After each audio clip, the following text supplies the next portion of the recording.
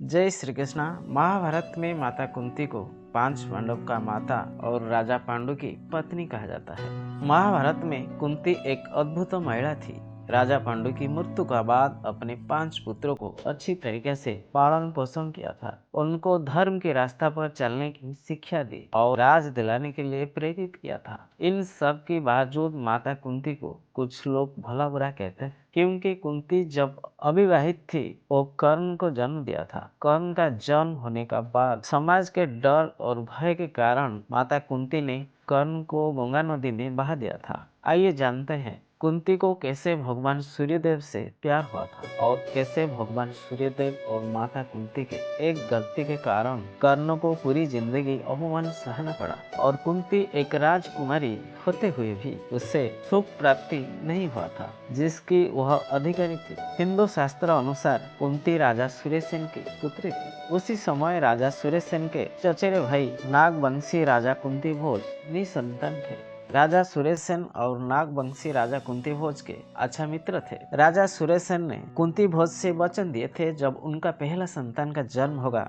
राजा कुंती भोज को गोद में दे देंगे। जब राजा सूर्यसेन के पहला संतान कुंती का जन्म हुआ था, राजा सूर्यसेन ने कुंती को नागवंशी राजा कुंती भोज को गोद में दे दिया था। उससे पहले कुंती का नाम प्रथा था। राजा कुंती भोज ने अपने नाम से प्रथा का नाम बदलकर कुंती रखा था। प्रथा को कुंती नाम से हर दुनिया जानने लगे। एक दिन राजा कुंती भोज के महल में ऋषि दुर्वासा पधारे थे। पिता के आज्ञा से कुंती ने महर्षि दुर्वासा के भक्ति भाव से 1 साल तक सेवा किया था। जब ऋषि दुर्वासा ने जाने लगे, कुंती के सेवा में इतना प्रसन्न हो गए थे कि कुंती को वरदान मांगने के लिए कहा था। ऋषि दुर्वासा का बात सुनकर कुंती को कुछ समझ में नहीं आया। तब ऋषि दुर्वासा ने कुंती को एक वरदान में इच्छा पुत्र की वरदान का दिव्य मंत्र दिया था, जिससे कुंती किसी भी देवता को आह्वान कर उन्हें बुलाकर पुत्र संतान प्राप्त कर सके। कुंती ने ऋषि दुर्वासा के वरदान को ग्रहण कर लिया, लेकिन कुंती को क्या पता था ऋषि दुर्वासा का वरदान उसका और उसका पुत्र का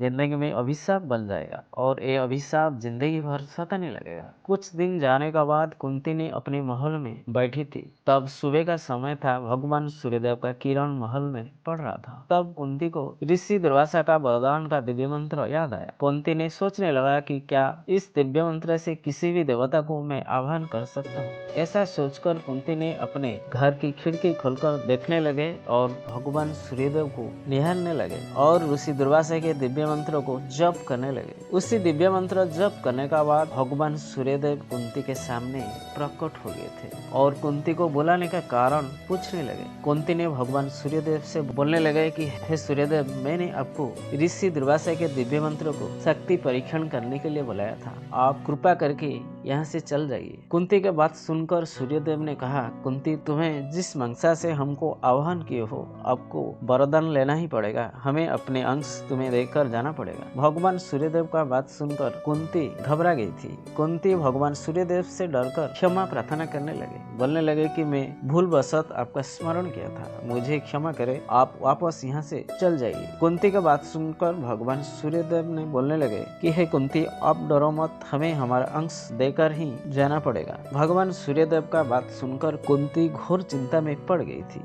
और भगवान सूर्यदेव को अपने लोग जाने का आग्रह किया था और अपना गलती के लिए क्षमा प्रार्थना करने लगे। भगवान सूर्यदेव ने कुंती से कहा, अब डरो मत, हम तुम्हारा घर में अंश स्थापन करेंगे। कुंती भगवान सूर्यदेव का बात सुनकर डर रही थी, लेकिन कुंती ने भगवान सूर्यदेव के तेज से प्रभावित हो रहे थे। भगवान सूर्यदेव ने कुंती को बहुत समझाने लगे कि यदि हम आपको बिना पुत्र दिए चल जाएंगे, इससे हमारा तेज शक्ति कम हो जाएंगे और हमारा धर्म नष्ट हो जाएगा और हमारा आयुष्य व्यर्थ हो जाएगा। सूर्यदेव का बात सुनकर कुंती ने बोलने लगे कि हे सूर्यदेव, अभी तो मैं कुंवारी हूँ, ऐसा कैसे संभव हो सकता है। सूर्यदेव के अधिक अनुग्रह पर कुंती ने न चाहते हुए भी भगवान सूर्यदेव के अंश को घर में स्थापित करने के लिए राजी हो गए थे। सूर्यदेव ने कुंती के नाभि को स्पर्श किया। जब सूर्यदेव ने कुंती के नाभि को स्पर्श किया, तब कुंती ने दिव्य मंत्र द्वारा अपने घर में कर्ण को स्थापित कर दिया था और भगवान सूर्यदेव ने कुंती से बोलने लगे कि आपका घर में एक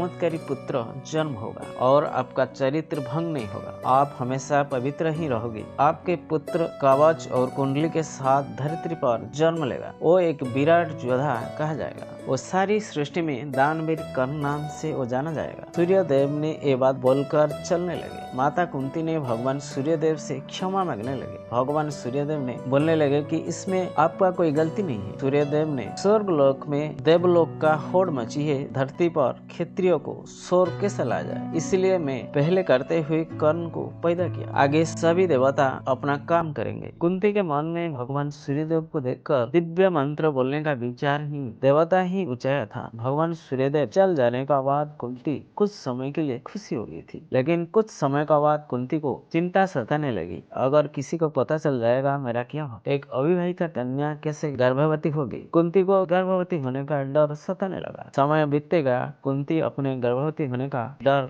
भय से ऋषि दुर्वासा के आश्रम में पहुंच गए। कुछ दिनों के बाद ऋषि दुर्वासा का आश्रम में कर्ण का जन्म हुआ। अपने मुख पर सूर्यदेव का तेज, कानों में कुंडल कवच का साथ जन्म हुआ था। कुंती के मन में अनेक सवाल आने लगा। सवाल का समाधान उसे सताने लगा। डर भय सताने लगा। कुंती ने दिल पर पत्थर रखकर उस संतान को एक पेटी में रखकर गंगा नदी में बहा दिया था। भगवान सूर्यदेव का आशीर्वाद से कर्ण का कुछ नहीं हुआ। उसी समय गंगा नदी में स्नान करते हुए निसंतान अधिरथ और उनकी पत्नी राधा को मिल गया था। दोनों पति पत्नी कर्ण को देखकर खुश हो गए थे और कर्ण का लालन पालन किए थे। अधिरथ एक सूत जाति का व्यक्ति थे, इसलिए कर्ण को सूत पुत्र नाम से जाना जाता है। कर्ण एक राजकुमार होते हुए भी सूत पुत्र कहा जाता है। कर्ण को दानवीरता के लिए दानवीर भी कहा जाता है। दोस्तों, ये था माता कुंती और भगवान सूर्यदेव का प्रेम कहानी, जिस वजह से दानवीर कर्ण को जीवन भर संघर्ष करना पड़ा था। दोस्तों, अगर हमारा वीडियो अच्छा लगे तो हमारा YouTube चैनल को सब्सक्राइब कीजिए।